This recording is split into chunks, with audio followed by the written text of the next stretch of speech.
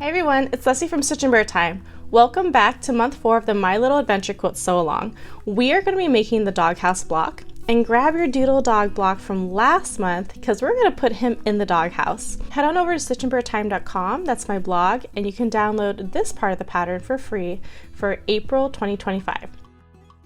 This is going to end up being a pretty big block, and we're going to start in the middle with the heart.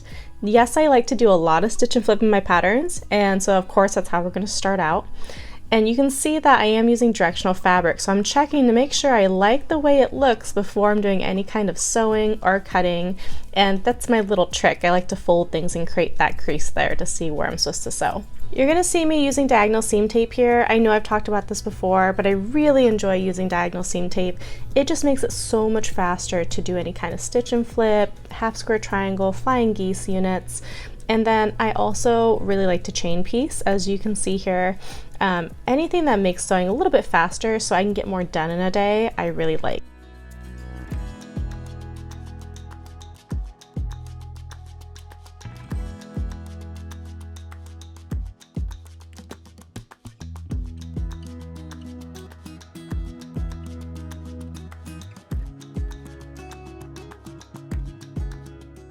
So we're going to go ahead and cut off all the excess fabric that we don't need, and then we're going to press after.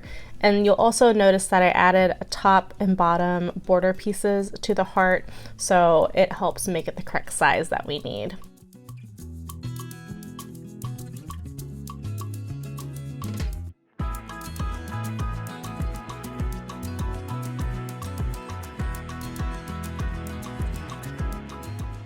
Press the middle of the heart open and then the top and bottom pieces to the side.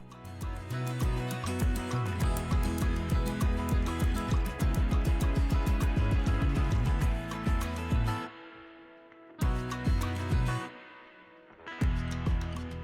going to work on making the roof now. There are several different subunits we need to make in order for this to come together.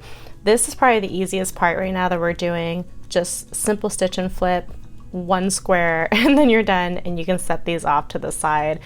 Again, you'll notice I like to press a lot of my bias seams open, and I'm just going to continue to do that for the rest of the block. And then we're going to make some half square triangles.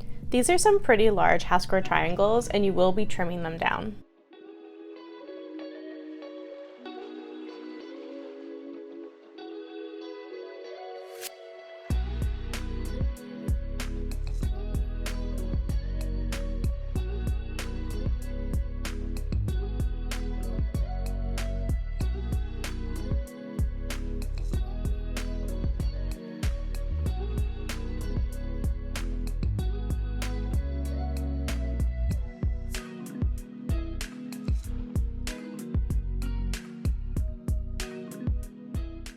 So we're going to add this little light pink square to the corner of the hot pink part of the half square triangle, and notice how they're mirroring each other. That is extremely important, especially for the next subunit we're going to make.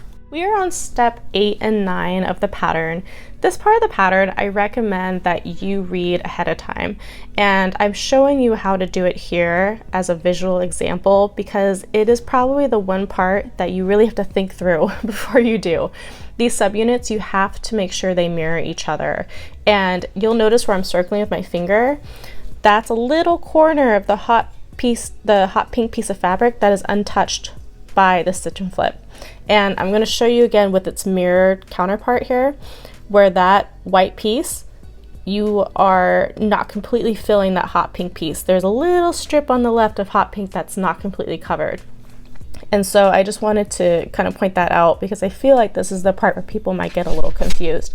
But the pattern does state pretty clearly to mirror these pieces. And I just want to show you these blocks, you can't make them the same way because they look completely different. You have to mirror them and really think it through, okay? And don't use directional fabric like me if it's going to confuse you, because I had to think even harder in order to make my directional fabric work. All right, let's move on.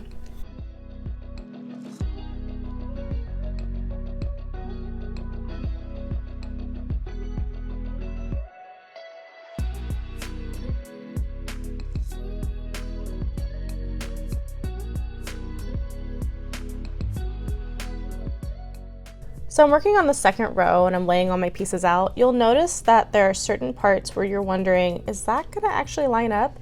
Yes, I promise everything's gonna line up, even if it looks like this when you lay it out.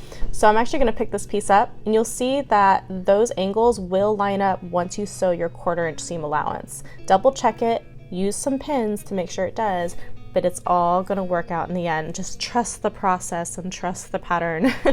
And then I'm gonna add the top piece here and we're gonna sew that big long seam and we'll have the top part of our block completed. Let me point out some areas that you definitely need to pin at to make sure that things line up correctly.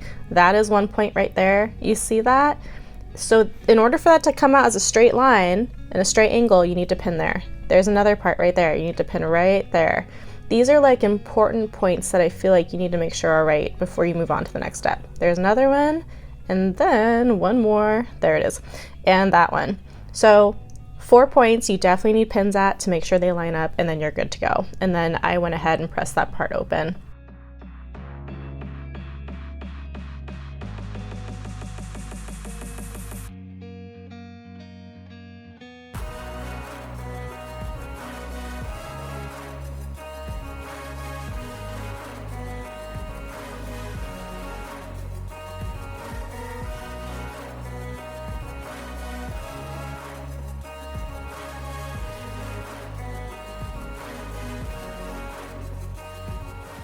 Final seam, guys. This is the last seam you'll have to sew, and this block is humongous. As you can see, it's actually bigger than my wool pressing mat.